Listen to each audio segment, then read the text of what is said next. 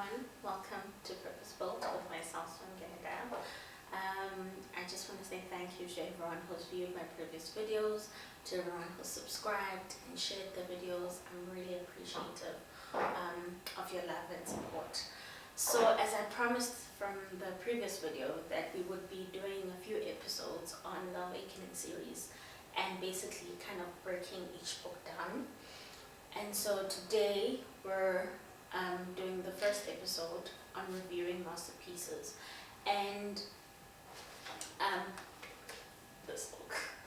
So I just want to kind of reiterate that though we are doing a review of the book, obviously it's not going to cover, like all the episodes are not going to cover everything in the book, but it's going to cover all the important parts and to try and also shape my thinking so that I don't derail. I've written a few notes. I'm just trying to keep my thoughts process focused. So yeah, I'm going to try and cover them. I don't want to say the important parts in the books because the entire book is important. But I'm going to try and just nip out practical kind of examples of what each book speaks about. And yeah, so we're going to do a few episodes on masterpieces, on Love Unscripted, as well as Homeless, The Cost of Obedience. And I hope you enjoy them. And I'm looking forward to your comments and what your views are as well. And also just to say that,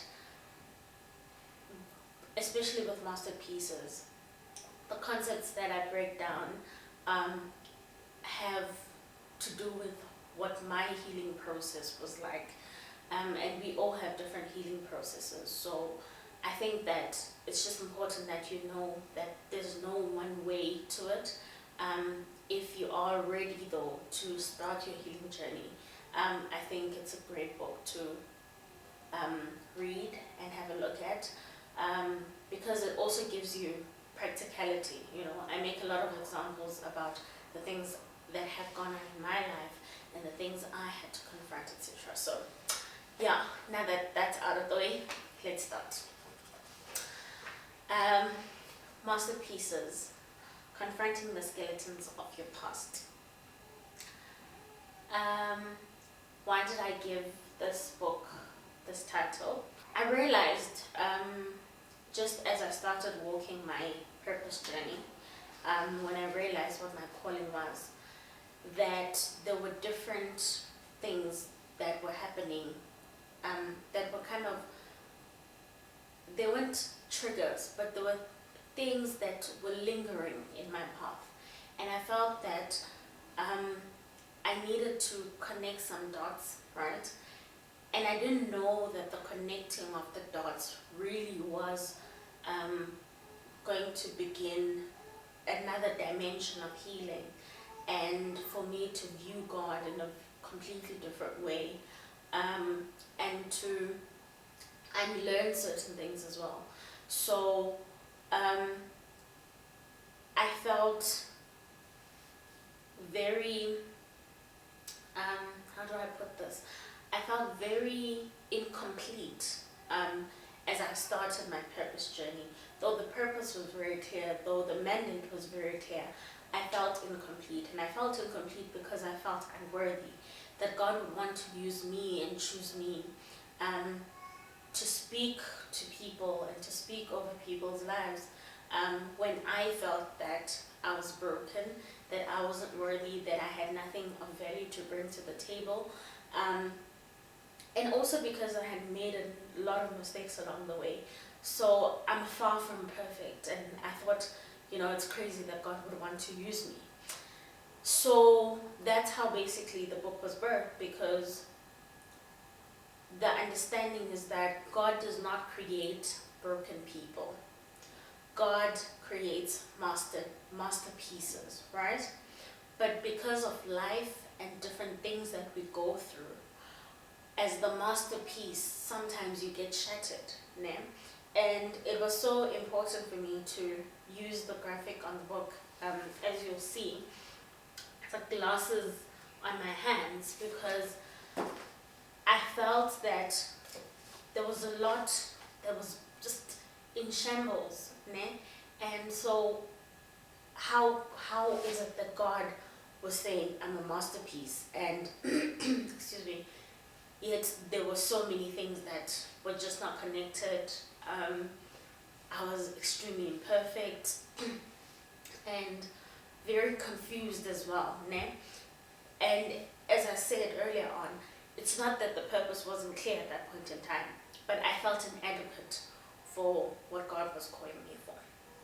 So yeah, that's how this book was birthed basically.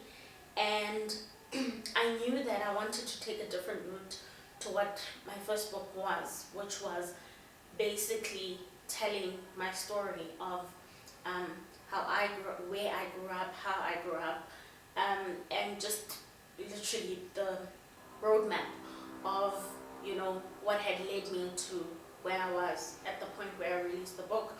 I wanted a different stance because healing is not one-dimensional. Different people use different ways and methods. For me, writing is a huge part of the healing, but I've also had to go to therapy. I've also had to be coached. I've also had to go through church counseling. So it wasn't one-dimensional, and I think it's important for me to say that because so many people feel that, you know, if you're a Christian and you feel that you need healing in some areas of your life, it's only one-dimensional, and that you read the word and everything is just going to disappear. And unfortunately, that's not true for many people. The word is true. The word is sharper than any double-edged sword. The word is powerful. But you also need people who've been gifted with different techniques of being able to heal people. So if you feel that you need therapy, it is important for you to go to therapy. Like, your uzalwane is not going to be diffused by that. You're not going to stop being a believer simply because you've gone through therapy. But therapy is important if you feel that your mental well-being is not at the place that you want it to be. With that said, let's get into it. If I look down, just know that I'm trying to keep to what I've written so that I don't derail the conversation. The first thing that I just want to share with you is this part in the book. It is on page 5. I always think and feel that I have walked through a journey like Paul, where I've seen God take me through experiences, extremely good and horrid ones too. Some I had conveniently forgotten, some too embarrassing to share, some extremely shameful.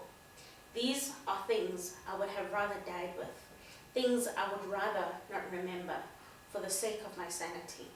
But it is in the insane experiences, moments, and secrets that I see the Lord more as my Father.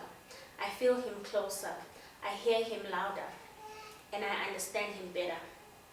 I know that we all have things we'd rather not relive or speak about because of the pain and shame that they engulf within us. Yet, purpose reminds us that this life is not about us, but about serving others, saving them from making the same mistakes that we have made, and leading by example for generations to come. We have a mandate to serve. So,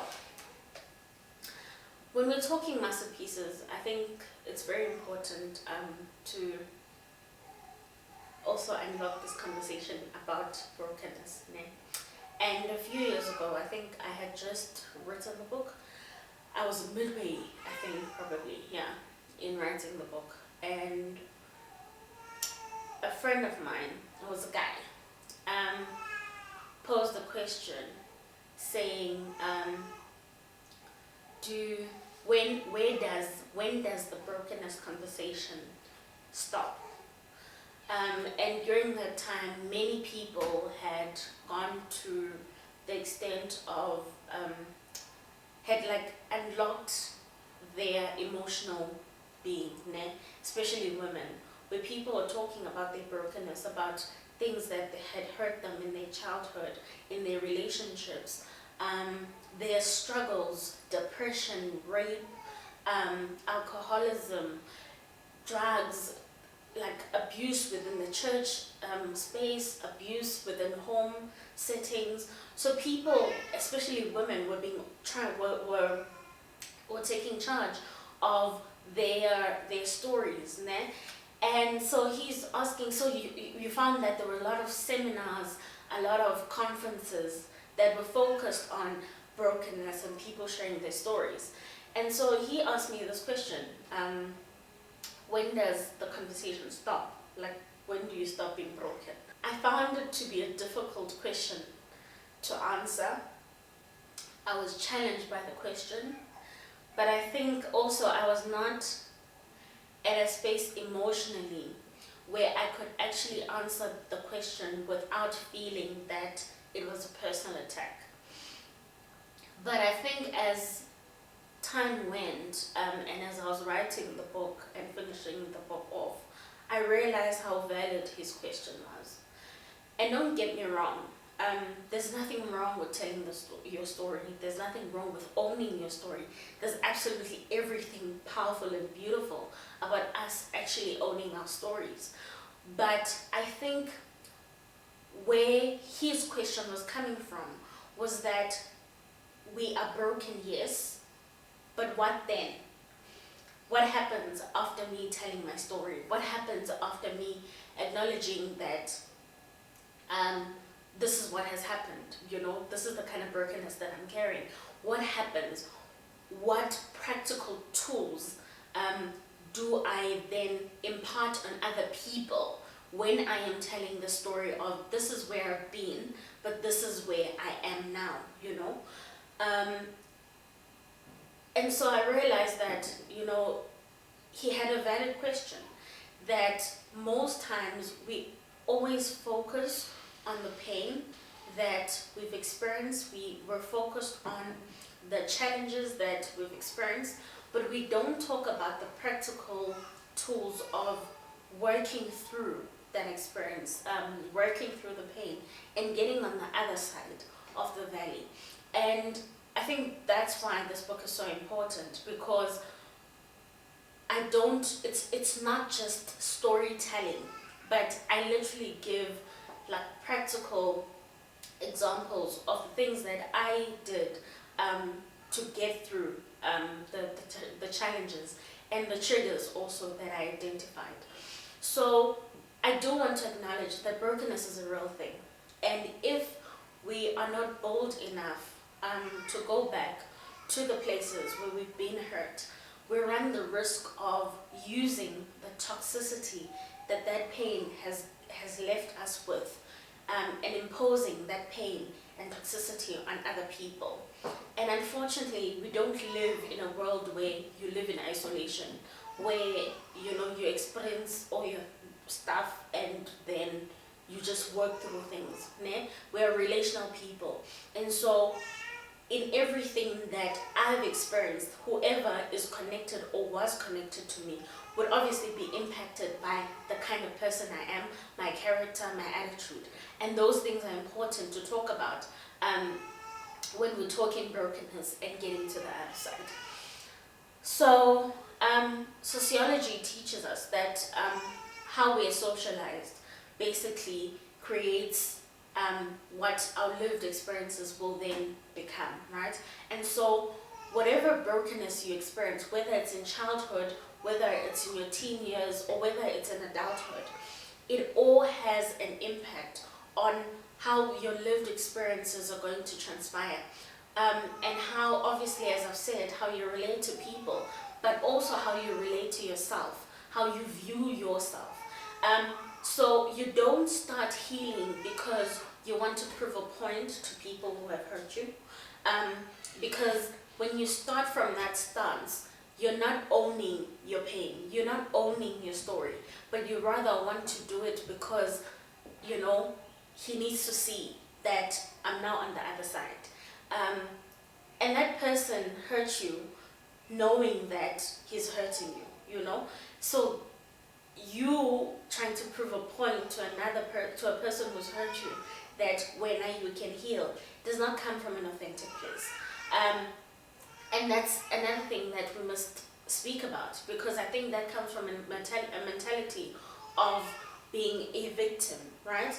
And yes, we are victims of pain, we're victims of different forms of abuse, but for you to identify yourself as a victim and then live your life out as a victim means that the power will forever be with the perpetrator in whatever form you've been abused or hurt. So when you take this, the initiative to start your healing journey and make it about yourself, make it about you getting to know yourself, make it about you learning to love yourself again, learning different things about yourself, different gifts that you have. That's where you take ownership, because in that way you allow yourself to bloom, right? And you're blooming from the wound that was once a space of hurt and toxicity to a place of being liberated and impact on other people's lives. And the latter becomes a place of breakthrough, really. So it really is important also to check your intentions. And I speak about this in the book, that sometimes we think about things or we speak about things and we don't actually check where the intention of that comes from. And no thought just comes to you. Kukho into ngesixhosa where you say, anyazi bisukaphi, you know? Everything has a place of birth. Every thought has a place of birth. And that place of birth is the intention. And it could be that some of the thoughts that you're thinking come from an intention of hurting yourself or hurting others, but you're unaware because you don't take the time to interrogate your thoughts. And again, guys, this is a journey. It's not like you don't just arrive. I've been walking this journey now since 2014, and you know, I learn new things about myself, about people, about self-awareness. So it doesn't just happen. I just want you to know that. I think what's really important is that when you identify your brokenness, you're able to craft the kind of identity you want to have in the future. So you take the ownership to, I want to rewrite my story, to moving from pain to something different, right? Again, if and it's not to say that I'm imposing that you should just have that click. As I said, it's a journey. But I think for anyone who feels that they're part of their lives that are in need of healing, one of the first places to start is actually acknowledging that there is a problem. Acknowledging that there is a level of brokenness within you, and acknowledging that because of the brokenness that you may have internally, you may have in turn hurt other people, sometimes knowingly and sometimes unknowingly. Yes, we are victims of pain, but because of the pain, there's a saying that says, hurt people, hurt people. And when you are not aware or don't acknowledge that you hurt other people. And when you hurt other people, you are basically self-sabotaging, because and we'll do a video again on self-sabotage because that's such a powerful topic. But if you're going to hurt people who are supposed to walk your journey with you, that is you breaking down relationships before they even start. So it's really important that you take note of that. Another thing that I've learned with acknowledging your brokenness is that you actually unlock creativity within yourself. The moment that you acknowledge your pain, and the moment that you share your pain. And I also just want to touch on this because I've had a number of people ask me, does my acknowledgement of the pain have to look a particular way? And it doesn't, guys. You don't have to write a book if that's not what you want to do. You don't have to stand on podiums if that's not what you want to do. Different people come out of that pain phase differently. So if for you it simply is about writing a letter to your younger self, then that's what you do. And you are serving a need for yourself, but you're also being true to yourself and not trying to mimic something that someone else is doing simply because that was their way of coming out of the pain phase or pain identity. So some of us have written books out of our pain, but that doesn't mean that that is what your path is. Your path could be different. You could be called to be a massage therapist, simply because you have now come out of your pain, of your pain phase. So it's not one-dimensional at all. And so going back to this topic about unlocking creativity within you, what pain does is that when you're inflicted with any kind of hurt, it affects the way you see yourself, right? The way you see your abilities, the way you see your gifts. So I'll make an example. Say you're in a relationship, in an abusive relationship, and this man is manipulative, he's a cheater, he tells you you're not worthy, he, breaks down your self-esteem at every point, and tells you that you'll be nothing without him. Those words become your reality, so they become your identity. Now also, depending on how you've grown up, it could be that those words are connecting to a level of brokenness that you've had in your childhood, that actually his words might be verifying to you that, and actually this is not just one-dimensional also. It could be a woman who's doing that to a man, but I'm just making an example with female abuse, with women abuse, because it's really a common thing. In that instance where now this guy is telling you all these things, it could be that he's connecting to brokenness that you've had in your childhood, right? And that brokenness that you've had in your childhood, where you were told that you'll never be anything, where you were told that you're unworthy, where you were told different things about who you will become. And then here's this man who comes in and also tells you the same thing.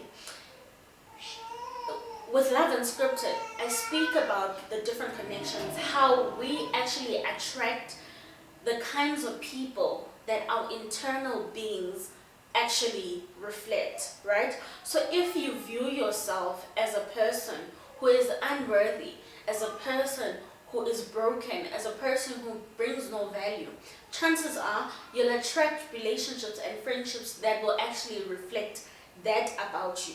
Né? So this kind of brokenness, so this guy telling you those things about yourself, now it becomes your identity. Né? And then that blocks your creativity because you don't see yourself as a person who could do anything extraordinary. You don't see yourself as a person of value. Therefore, any idea that you might have, chances are you will not share the ideas with anyone because you feel that you're not worthy kakade. Ne? Now, when you connect to your brokenness and acknowledge that there's brokenness, and then go back to check where the residue of pain was left, whether the abuse in itself is just the pain within itself, or it is these words or this relationship that is also a trigger to what your childhood experiences are, né? Or were. Once you make the initiative to go back and connect those dots, you actually liberate yourself, because that's where you unlearn the lack of self-esteem. That's where you unlearn not seeing value in yourself. That's where you unlearn seeing yourself as unworthy, ne? And even you unlearn the patterns that you've developed. Another beauty about the creativity that you unlock within yourself is that when you connect your dots, ne, and kind of trace where your brokenness comes from, and identify whatever residue has been left by the hurt you've experienced, is that you open yourself up to an experience of being able to identify your triggers, ne? And identify the different things that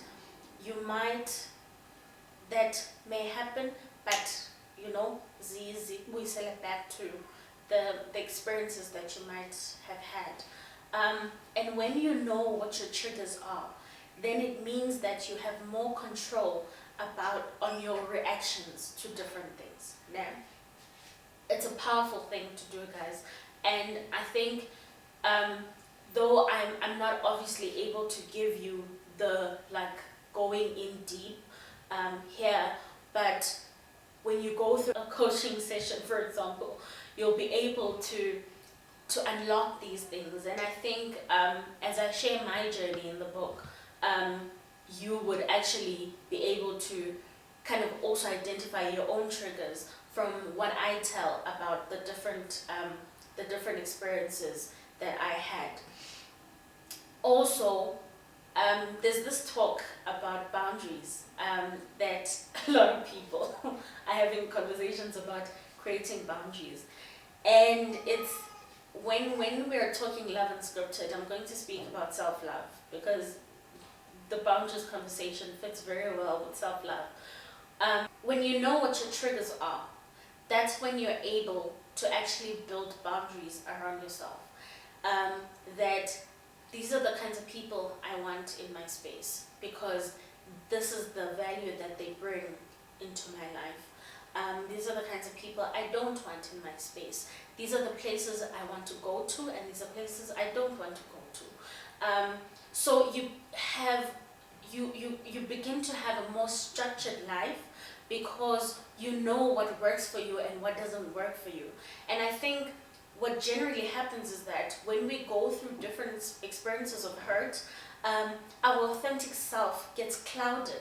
And so we develop all these different behaviors and attitudes because we are protecting ourselves from experiencing the same hurts that we've experienced. So boundaries are also a great thing that you then get to develop once you've walked this journey.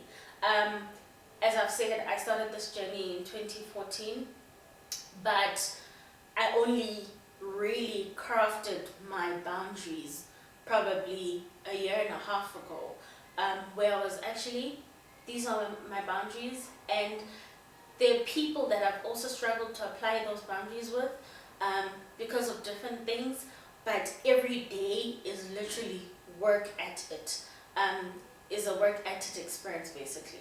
So yeah, as we wrap up, I think so important to talk about is forgiveness. When you are mastering your pieces and confronting your past. There are things that we experience, and the people who will hurt us will never come back and apologize. And we have to accept that, right? For us to move forward, for you to even begin the healing work that you may need. That's one of the things that you may have to confront, that whoever has hurt you might not come back and say, I'm sorry. Might not come back and say, I should have done better, or you deserved better. And in that instance, does it mean you're going to stay in the place of pain simply because you never received the apology? Or do you give the forgiveness even without the apology? So forgiveness is such an important part of confronting your past, because there are things that you have to forgive and let go because you won't find the answers to them. And there are things where you have to forgive and be bold enough to actually confront those things. Another thing that I've also learned about forgiveness is that it's difficult to give forgiveness to other people when you have not forgiven yourself for mistakes that you have caused in other people's lives, whether knowingly or unknowingly. And truly, guys, this book is not about speaking about pain and people who have hurt us without the acknowledgement of what our actions have been.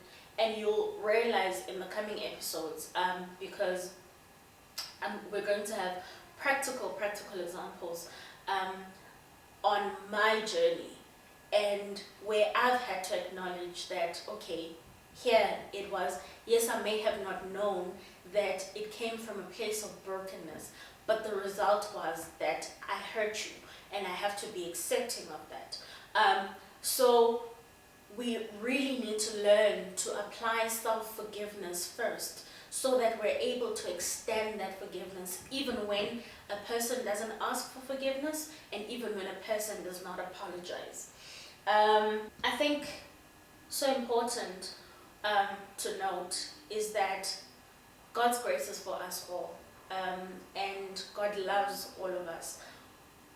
But God connects only when you open yourself up to the experience of Him working through the things in you that are dark and dirty, and the things that you don't want other people to know. The places of shame, the places of dirt, the slimy places. God does His greatest work in those places. I've experienced Him doing it in my life, and I hope that, you know, with this episode and with the coming episodes, you'll get to actually see the tangible grace of God. How God is able to actually use our brokenness for our greatness, and for Him to polish the parts of us that we actually thought could never be utilized, and He turns them into greatness. Thank you very much for watching this video, and I hope to see you in the next one. Bye!